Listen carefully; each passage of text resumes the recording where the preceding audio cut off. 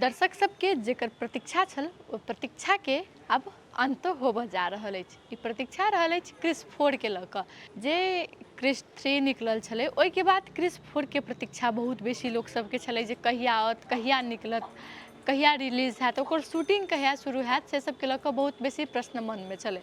मुदा आब एते साल के बाद क्रिस 4 के शूटिंग होबऽ जा रहल अछि।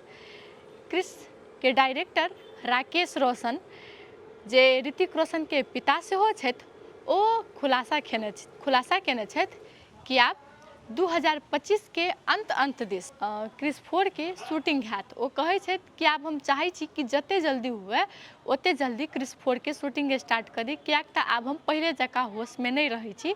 ताहि दुआरे आब एहि फिल्म के डायरेक्शन करण मल्होत्रा करत। हम चाहै छी कि करण मल्होत्रा के हम सहयोग करी, हम निगरानी राखी ओ केना डायरेक्शन करैया, केना डायरेक्ट करैया, केहन मूवी बनबैया, ओहि हिसाबसँ बादमे जाकऽ हम बनायब तऽ कहीं हमरा ध्यान नहीं रहत। कोई मिल गया जे 2003 में निकलल छलै उहे क्रिस छलै, ओकरे क्रिस मानल जाइ छै। ओहिके बाद क्रिस जेकरा क्रिस 2 कहि सकै छियै जे 2006 में निकलल छलै। ओहिके बाद 2013 में क्रिस 3 निकलल छलै। आब एक दशक के बाद क्रिस 4 रिलीज होबऽ जा रहल अछि।